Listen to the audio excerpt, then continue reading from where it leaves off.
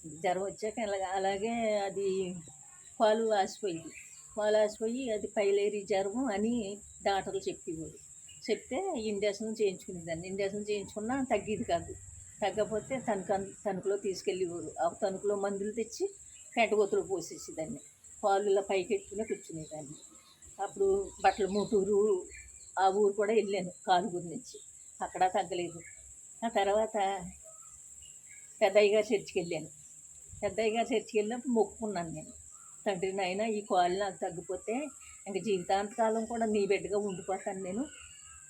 ఇంకే దేవుడిని నమ్ముకోను, ఏది కూడా చేయను.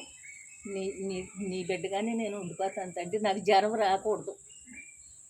ఈ జ్వరం వచ్చినప్పుడు నేను పడలేకపోతున్నాను. ఈ జ్వరం నాకు రాకూడదు తండ్రి. యేసయ్యా నీకు వందనాలు స్తోత్రాలు అని అడిగాను. అడిగితే అప్పటి నుంచి ఎప్పుడన్నా ఒకసారి 10 సంవత్సరాలు 20 సంవత్సరాల నాడు మాట ఇది.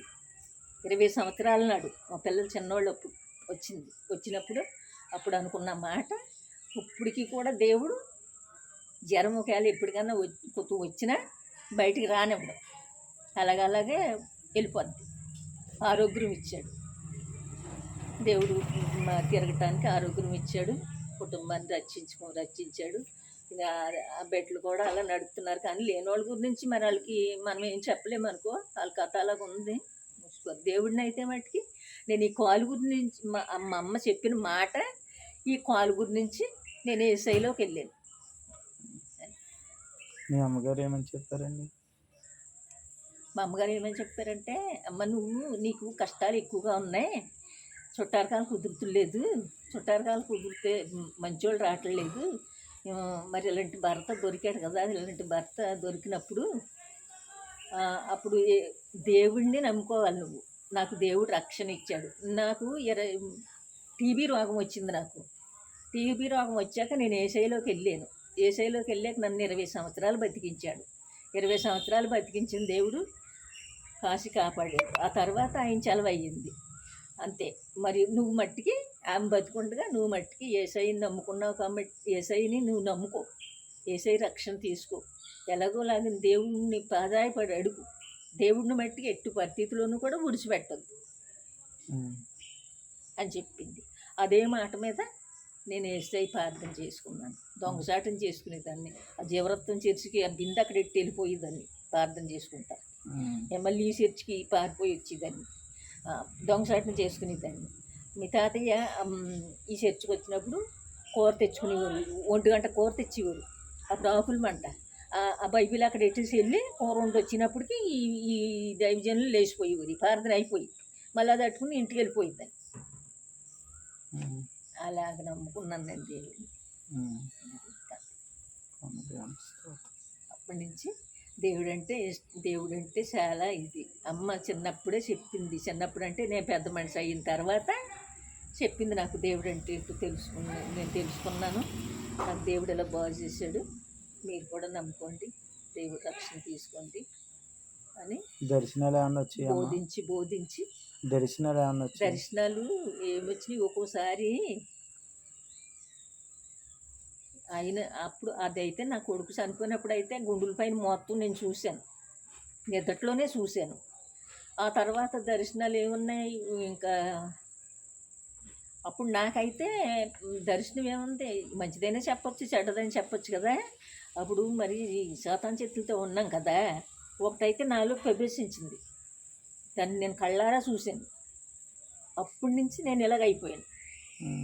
కానీ ఇప్పుడు అది ఒకవేళ ఏ పచ్చనన్నా వచ్చినా అది దాన్ని నేను యేసయ్య మాట చెప్పగానే గద్దించబడతాను. యేసయ్య మాట చెప్పాలి. యేసు రక్తం ఆ మాట చెప్పిన తర్వాత నాలో బలహీనత తప్పుకుంటుంది. నేనున్న కాడ ఉంటాయి. ఎందుకంటే దేవుడు పెట్టిన ఉన్నాను కదా ఇక్కడ. వీళ్ళకి కూడా అప్పుడప్పుడు ఈ పిల్లకి కూడా గాలి పడుతుంది. గాలి అంటే మట్టుకు నాకు పడదు. గాలైన దూలైన నేను ప్రార్థన చేసి పడుకున్నాక ఏదన్నా తెలిసిందంటే నేను దగ్గితే వెళ్ళిపోతుండదు. ఆనాడు ఇంత కూరలతో వెళ్ళిపోయింది నాకు లోనికి ఎన్నుపూసలో నుంచి. నేను డాక్టర్ గారి దగ్గరికి వెళ్తే ఎన్నుపూస ఏ మందులు రాసి ఇచ్చేస్తాడో అసలు అనవసరంగా పాడైపోతాను, వీళ్ళకి తెలియదు కదా. అందుకని మందులు కొట్టుకు వెళ్ళలేను. మందులు వేసుకుంటే ఆవిరి వచ్చేది. ఆ రోగం అయితే పడుతుంది, లోన్ నుంచి ఆవిరి వచ్చేది మందులు. అందుకని గట్టిగా వచ్చి తమాసుకి బాగా నీరసిపోతాం. అప్పటి నుంచి కూడా ఆ 2 రోజులు దాటింది అనుకో, అది ప్రాణం తేలుకుంటాం. అప్పుడు వెళ్ళిపోతాం. చూస్తున్నా పెద్ద కొడుకు చనిపోతాడు అనగా 2 శక్తులేమో అని కొట్టేసినాయి. ఒకటి మట్టి నాలో ప్రవేశించింది. నీ కళ్ళారా చూశాను. ఎంత తట్టి కూరలు ఎంతో ఎవరితో చెప్పలేదు. ఇప్పుడు చెప్తే జడుస్తారు కదా, చెప్పలేదు. ఏసయ్య నీవే గద్దించాలి, నీవే బతికించుకో అన్నాడు. అన్నాను అక్కడ, నువ్వు బతికించుకుంటే నీ బిడ్డలాగా ఉంటాను, లేకపోతే నీ రాజ్యం చేర్చుకో, నువ్వు రక్షణ ఇచ్చావు కదా. ఇంతకు మించి నా దగ్గర ఏమీ లేదు. నా సంసారం, నా పరిస్థితి అంతా నీకు తెలుసు. నేను ఎక్కడ శుభార్త ఏమీ చెప్పలేదు. నాకు ఒప్పుకున్న కాడ నీ దైవజనులు వస్తే కాకపోతే నేను ఉన్న కాడికి రూపాయి పాపాయి ఇచ్చుకుంటాను, ప్రార్థన చేసి వెళ్తారు. వాళ్ళకి మించి నాకు డాక్టర్ ఎవ్వరూ లేరు. నువ్వు పరమ డాక్టరు, పరమ వైద్యుడివి, రాజులకి రాజు, ప్రభులకి ప్రభు. నువ్వు మాటిస్తే చాలు, ఇదే ప్రార్థన చేస్తాను. నాకు ఏమి రాదు. మీ పిల్లలకు చెప్పారు కదా దేవుడి గురించి? అన్నీ చెప్తాను. మా మనవరాళ్ళతో శుద్ధ చెప్తాను. దేవుడు మంచోడు, దేవుడు మీ అంత రాజ్యం. రేపొద్దున్న దేవుడు నమ్ముకుంటే మంచి పాటలు పాడొచ్చు. దేవుడు నమ్ముకుంటే చాలా ఉంటాయి. ఈ లోకంలో మనం ఎంతకాలం ఉండం కదా, ఒక 80-90 సంవత్సరాలు ఉంటాం. అదైనా ఆయాస్కరమైన బతుకు. ఏమి తెలుసుకుందాం, ఏమి తెలుసుకుంది దేవుడే నడిపించాలి రక్షణలోకి. దేవుడు తీసుకెళ్తాడు. అత్తకే తెలుసు దేవుడు అంటే. కష్టాల నుంచి వచ్చిన కుటుంబ తండ్రి నాయన. అప్పుడు ఈనాడు నీతోటి మీతోటి ఇలా మాటలు చెప్తున్నానంటే దేవుడు నన్ను ఎంతగానో బతికించాడు. ఏదో బిడ్డ అదృష్టమంత్రాలు అయ్యింది, నన్ను ఈ భూమి మీద బతికించాడు. నేను ఏదో ఉద్ధరించేస్తానని, నేనేదో బతిపర్రాలని, నేనేదో మంచిదాన్నని కాను. ఆ దేవుడు మహాకృపను బట్టి ఈ భూమి మీద ఇంకా మీకు ఇలా చెప్తానికి దేవుడు నిలబెట్టుకున్నాడు. అప్పుడు మట్టికి ఎప్పుడంటే నా పెళ్ళామని క్రితం మట్టికి ఒక అమ్మతోటి శుభవార్త చెప్తాకి వెళ్ళమన్నాడు. 3 సార్లు 3 మాటలు మాట్లాడాడు. వెళ్ళు, మా అమ్మ వెళ్తుంది కదా, శుభవార్తకి వెళ్ళు అన్నాడు. మా అమ్మతోటి చెప్పాను. చెప్తే నీకేమొచ్చావు బాబు శుభవార్త, నీ మొఖం, నువ్వు వేదాలకు ఇచ్చావో నువ్వు అంది. కాదమ్మా దేవుడేనమ్మా అన్నాను. సర్లే ఎందుకులే ప్రార్థన చేసుకుని పడుకో, మనం ఎక్కడికి వెళ్ళగలుగుతాం అంతే. అది తెలుసు, గుండెల పైన తెలుసు, చూస్తూ తెలుసు. ఆయన నీ బండి కోసం రాలేదన్నది తెలుసు.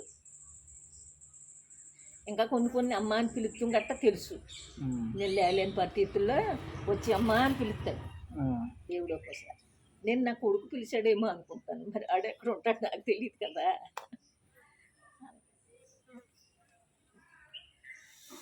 ఈవిడ దగ్గర కొన్ని డబ్బులు తీసుకున్నారు కదా,